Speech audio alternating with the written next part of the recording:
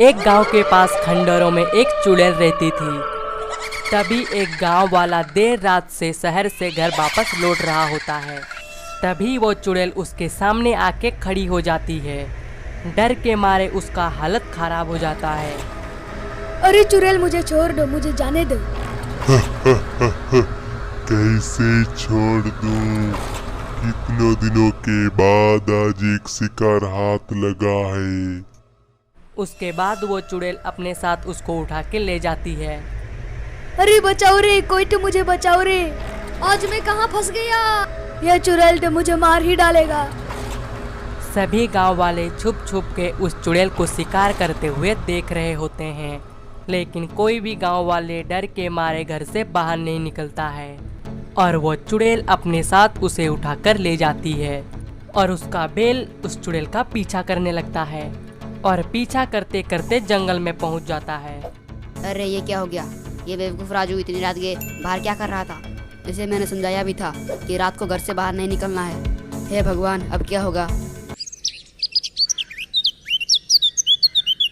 सरपंच जी, कल रात तो राजू को चुड़ैल उठा के लेके चला गया। अब तो हमें कुछ करना ही होगा। आखिर हम कब तक घर में ऐसे ही छुपे रहेंगे? बात तो तुम सही कह रहे हो, लेकिन हम चुड़ैल का सामना कैसे करेंगे? अरे भाई, हम उसका सामना नहीं कर पाएंगे तो क्या होगा? अगर उसके सामने उससे भी ज़्यादा बड़ा भूत आ जाए तो वो चुड़ैल जरूर डर के हमारा गाँव छोड़ देगी। रामू, क्या तुम्हारा दिमाग खराब हो गया है कि तुम ऐसे बहके बहके बातें कर रहे हो? भला हम चुड़ैल से बड़ा भूत कहाँ से लाएंगे? भाई, मेरे पास एक तरकीब है। अगर हम उस चुड़ैल के सामने भूत का मुखौटा पहन के चले जाए तो वो चुड़ैल पक्का डर के भाग जाएगी। तुम्हारे इस तरकीब में मुझे खतरा दिखाई दे रहा है। चुड़ैल के सामने भूत का मुखौटा पहन कर जाने की किसी में हिम्मत नहीं है। किसी में हिम्मत जो चुड़ैल का सामना कर सके? सरपंच जी, ये रामू तो खुद उल्टा सीधा तरकीब निकाल के खुद तो बच जाता है और हमें फंसा देता है। मैं तो कहता हूँ अगली बार इसको ही मौका मिलना चाहिए। क्यों भाइयों, मैंने सही कहा ना? अरे भाई, तुम मुझे क्यों फंसा रहे हो? मेरा काम तो बस तरकीब बताना है, बाकी तुम सब जानो क्या करना है। मुझे इस समय मत घसीटो। देखो भाई रामू, वो सही कह रहा है। ये तुम्हारी ही तरकीब है, इसे तुम्हें ही अंजाम देना होगा। अरे भाई, तुम सब मुझे बलि का बकरा क्यों बना रहे हो? कोई और नहीं मिला क्या? अरे रामू भाई, डरो मत, मैं भी तुम्हारे साथ जाऊंगा। फिर रात होने पर शिवा के कंधों पर रामू खड़ा हो जाता है और गांव वाले उन्हें भूत का मुखौटा पहना के उसका भेष बदल देता है। अरे वाह भाई रामू, अब तो तुम सच में भूत जैसे लग रहे हो। वो चुड़ैल तो तुम्हें देख के ही डर जाएगी। फिर आधी रात होने पर सभी गांव वाले अपने अपने घरों में छुप जाते हैं। रामू और शिवा अपना भेष बदल कर गाँव में खड़ा हो जाता है और उस चुड़ैल का इंतजार करता है। बहुत देर रात तक इंतजार करने पर भी वो चुड़ैल उस दिन नहीं आता है गांव में। भाई, अगर हमें चुड़ैल देख के डर गई तो ठीक है, अगर नहीं डरी तो? अरे रामू भाई, तुम डरो मत, मैं तुम्हारे नीचे ही तो हूँ, तुम्हें कुछ नहीं होने दूंगा। अरे भाई, लगता है आज चुड़ैल ने छुट्टी कर ली है। आज वो गांव में नहीं आएगी। चलो हम भी अपने अपने घर चलते हैं, कल फिर से आ जाएंगे। हाँ हाँ, चलो चलो। अरे चुप रहो, हम कहीं नहीं जा रहे हैं। एक काम करो, तुम उस चुड़ैल को ललकारो, हो सकता है तुम्हारी आवाज़ से वो चुड़ैल यहाँ आ जाए। अरे भाई, मैं जितना मूर्ख दिखता हूँ उतना हो नहीं जो मैं चुड़ैल को खुद पुकारूँ और बोलूँ, आबेल मुझे मार। मैं नहीं पुकारने वाला किसी चुड़ैल को। यार, ये किस डरपोक को मेरे साथ सरपंच ने बेच दिया। ठीक है, मैं ही पुकारता हूँ उस चुड़ैल को। ए चुड़ैल, कहाँ है तू? देख, तेरा काल आ गया है। कहाँ चुप कर बैठी है, बाहर निकल। अरे चुप कर रे नास मिटे, तू तो मुझे मरवा के ही छोड़ेगा। अरे चुप कर जा, वरना तुम्हारी अम्मा सच में आ जाएगी। आज ये तो मुझे बनवा के ही छोड़ेगा। और तभी डरावनी डरावनी आवाज़ सुनाई देती है और उन्हें चुड़ैल को सामने से आते हुए दिखाई देते हैं। मर गए रे, चुड़ैल तो सच में आ गई। ले नास मिटे और चिल्ला ले। अरे डरपोक, चिल्लाना बंद कर, वरना इस चुड़ैल को हम पे शक हो जाएगा। हे, कौन है तू? यहाँ क्या कर रहा है? ये मेरा इलाका है। अभी के अभी यहाँ से चला जा, वरना तुम्हारा सर धड़ से अलग कर दूंगी। ओए चुड़ैल, तुम यहाँ से चला जा, आज से ये इलाका मेरा है, नहीं तो ये तुम्हारी जिंदगी का आखिरी दिन होगा चुड़ैल।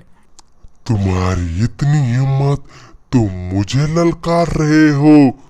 अरे भाई, मैं तुम्हारे हाथ जोड़ता हूँ, कृपया करके चुड़ैल को मत ललकारो।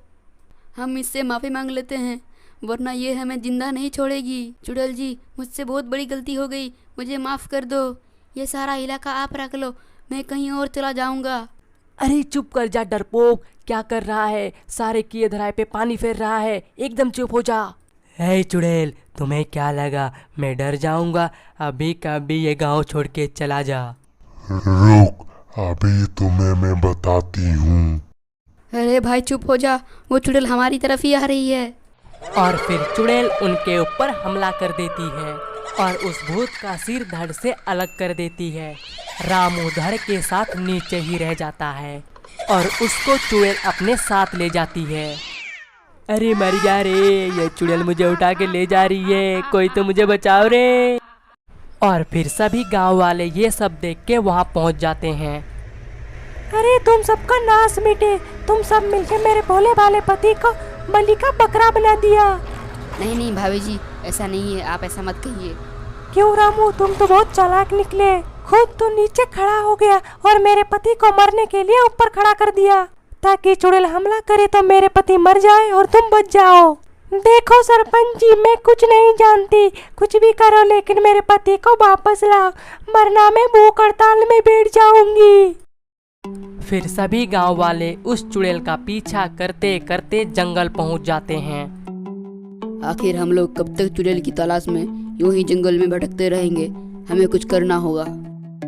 और फिर तभी राजू का बैल दौड़ा दौड़ा उनकी ओर आता है और उनके सामने जाके खड़ा हो जाता है। फिर ऊंट अपना सर जोर जोर से हिलाने लगता है। अरे सरपंच जी, लगता है ये राजू का ऊंट है, हमें कुछ बताना चाहता है। फिर वो ऊंट चुड़ैल की ठिकाने की ओर चल पड़ता है और सभी गांव वाले उसका पीछा करने लगता है। और कुछ ही देर में वो सब गांव वाले चुड़ैल का ठिकाने के पास पहुंच जाता है। वहां राजू और रामू बंधे हुए होते हैं। ए गांव वालों, तुम्हारी यहाँ आने की हिम्मत कैसे हुई?